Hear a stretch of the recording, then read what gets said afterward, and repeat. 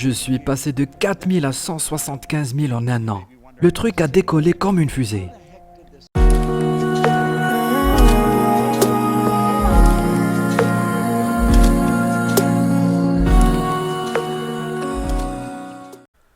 Aujourd'hui, je vais partager avec vous des informations qui ont littéralement le pouvoir de changer votre vie.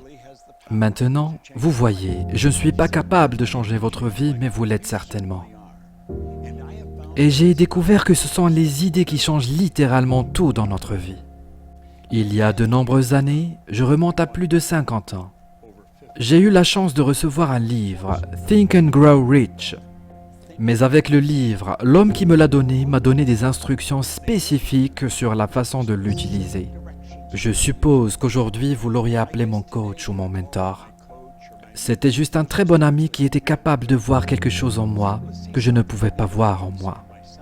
Maintenant, jusqu'à ce moment-là, j'avais emprunté toutes les voies possibles et imaginables, mais aucune d'entre elles ne menait à une bonne fin. J'étais sur la mauvaise route et ma vie était juste ennuyeuse. Je ne pouvais pas gagner d'argent. Je n'étais pas particulièrement heureux. Je n'ai jamais eu de bon travail. Je n'avais pas d'éducation formelle et je n'avais aucune expérience professionnelle réelle. Mais vous savez, en suivant la direction de cet homme, au fait, il a dit, si vous faites exactement ce que je vous dis jusqu'à ce que tu découvres que je te mens ou que je ne sais pas de quoi je parle, c'est que tu vas finir par être un grand gagnant. Maintenant, il a dit, je ne mens pas et je sais de quoi je parle. Je ne voudrais même pas deviner le nombre de personnes à qui j'ai dit ça au cours des 40 dernières années, mais en tout cas, j'ai commencé à suivre ces directives. Je suis passé de 4000 à 175 000 en un an. Et ensuite, j'ai dépassé le million. Maintenant, vous vous demandez peut-être ce que je faisais. Je nettoyais des sols. J'ai commencé à nettoyer un bureau. Je gagnais 30 $ par mois pour laver le sol 2 fois.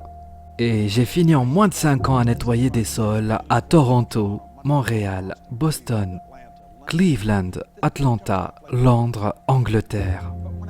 Le truc a décollé comme une fusée.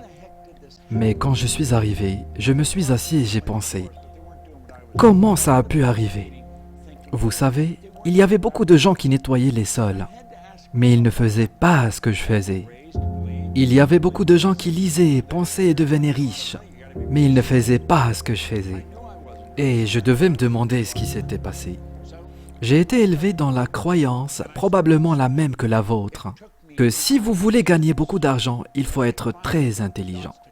Je savais que je n'étais pas très intelligent, mais je gagnais beaucoup d'argent. Alors, j'ai commencé à chercher. Ça m'a pris 9 ans et j'ai finalement réussi à relier les points. Et quand j'ai réussi à relier les points et que j'ai compris pourquoi j'avais changé, j'ai réalisé que j'avais découvert quelque chose de très très précieux. Vous savez, ça peut paraître étrange, mais c'est vrai. Vous pouvez aller dans les plus grandes entreprises du monde. Et elles sont toutes des stars, mais relativement peu d'entre elles peuvent vous dire pourquoi ils sont des stars. Ils ne savent pas pourquoi ils sont des stars. Trouvez le meilleur vendeur de n'importe quelle organisation. 99 sur 100 d'entre eux ne peuvent pas vous dire pourquoi ils sont les meilleurs vendeurs. Vous voyez, s'ils le savaient ou si l'entreprise le savait, l'entreprise le mettrait en boîte et le donnerait à tout le monde. Eh bien, je savais pourquoi je gagnais. Maintenant, remarquez, ça m'a pris 9 ans pour le découvrir. J'ai étudié avec certains des plus brillants du monde et quand j'ai trouvé la solution, tout ce que je voulais faire, c'était le partager. Je voulais que tout le monde le sache. C'était une chose si simple et c'était une découverte phénoménale pour moi. Mais j'avais un problème. J'étais timide et j'étais très calme et j'étais renfermé. Je veux dire, je ne voulais pas poser une question devant 4 ou 5 personnes. Parfois, je ne posais pas de questions nulle part. Parce que j'étais si peu sûr de moi dans ce monde. Très compétent dans un domaine, mais très peu sûr de moi. Et un jour, j'étais debout au fond de la salle de bal à l'hôtel Hyatt O'Hare et il y avait 100 000 personnes dans le public et ils étaient divisés en 2 rangées. 500 ici 500 là, avec une allée au centre. Bill Gove était l'orateur. Bill est parti maintenant, que Dieu le bénisse. Mais il était considéré comme le Frank Sinatra des orateurs. Je veux dire, il était le meilleur au monde et je le regardais et il avait un micro à main et il était dans le coin avant du groupe, sur le côté droit de la salle de bal. Et il disait, « Si je veux être libre, je dois être moi. Pas le moi que je pense que vous pensez que je devrais être. Pas le moi que je pense que ma femme pense que je devrais être. Pas le moi que je pense que mes enfants pensent que je devrais être.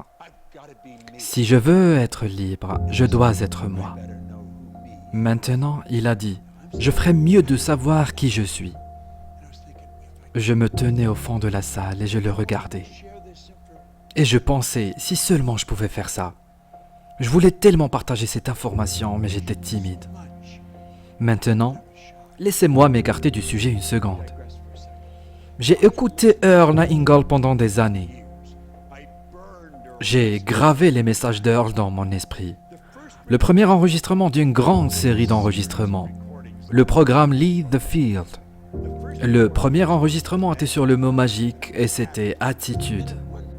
Et à un moment dans l'enregistrement, il dit « Maintenant, juste ici, nous arrivons à un fait plutôt étrange. Nous avons tendance à minimiser les choses que nous pouvons faire, les objectifs que nous pouvons accomplir, et pour une raison tout aussi étrange, nous pensons que d'autres personnes peuvent accomplir des choses que nous ne pouvons pas. » Il a ajouté « Je veux que vous compreniez que ce n'est pas vrai. Vous avez de profonds réservoirs de talent et de capacités en vous. » Maintenant, si vous me demandez si j'ai compris ça, je dirais que bien sûr, je le comprends. J'écoute ça. Je parie que j'ai écouté ça au moins 1000 fois pendant les 9 années où j'ai cherché à savoir pourquoi je gagnais. Et si vous m'aviez demandé, j'aurais dit oui, je l'ai compris. Je ne l'ai pas compris du tout. Et je suis assis là, debout, en train de regarder Bill Gove. Et ce disque a commencé à jouer dans ma tête. Et je pouvais entendre Earl Nightingale dire « Maintenant, juste ici, nous arrivons à un fait plutôt étrange.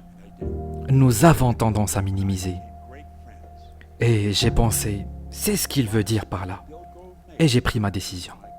Je n'allais pas seulement faire et apprendre à faire ce que Bill Gove venait de faire devant moi. Mais j'allais lui demander de m'apprendre. Et je l'ai fait. Et Bill Gove et moi sommes devenus de grands amis. En fait, le dernier discours de Bill Gove était pour mon entreprise. C'est exact. C'était il y a environ 5 ans. C'était en décembre, le 13 décembre. Bill Gove est décédé. S'il avait vécu jusqu'en janvier, il aurait eu 90 ans. Il a fait ce qu'il aimait jusqu'au dernier jour, mais je lui dois un grand merci. Maintenant, je ne parle pas du tout comme Bill Gove, mais je parle dans le monde entier. J'ai parlé à des groupes de 50 à 20 000 personnes, et vous savez quoi? Il m'a appris à être à l'aise devant la caméra et devant les gens. Et il a dit, « Bob, si tu veux être efficace, pense juste aux gens à qui tu parles. Tombez amoureux de l'idée de les aider. » Et il a dit, « Et vous pouvez les aider parce que tu as des informations précieuses. » Maintenant, c'était il y a 46 ans. Je n'ai pas perdu ma timidité comme ça. Ça a pris un peu de temps, mais avec un bon encadrement, elle m'a quitté. Je n'ai pas perdu le bon côté de la timidité. Je peux apprécier d'être seul. Je passe beaucoup de temps tout seul sur la route. Mais le mauvais côté de la chose, et j'avais peur de m'exprimer librement devant d'autres personnes. Et j'ai surmonté ça. Je me suis débarrassé de mes doutes. Maintenant, j'imagine que vous avez des doutes dans un certain nombre de domaines différents, et peut-être dans un domaine où vous n'en voulez vraiment pas. Et ils ne te servent certainement pas. Vous allez trouver que 6 minutes pour le succès est un programme qui a été conçu pour vous montrer comment éliminer les doutes et comment obtenir des résultats. Nous obtenons des résultats qui restent et c'est très important. Parce que j'ai étudié beaucoup de choses, j'ai regardé beaucoup de gens travailler. Et vous pouvez lire un livre ou écouter des enregistrements ou aller à un séminaire, vous verrez que tout de suite, il y a un pic dans vos résultats. Ils s'améliorent. Mais ils redescendent aussitôt, ils ne tiennent pas. Ici, dans notre entreprise à l'Institut Proctor Gallagher, nous nous occupons des résultats qui restent. Et vous allez adorer ça, parce que nous vous donnons des informations phénoménales. Maintenant, le seul point que je veux que vous vous mettiez en tête dès maintenant, et ça peut être totalement illogique au début, regardez ça encore et encore et encore et encore. C'est la répétition qui le fixe dans votre esprit. Et quand c'est fixé dans votre esprit, bébé, vous l'avez. Et tu sais que tu l'as. On va te donner des résultats qui tiennent.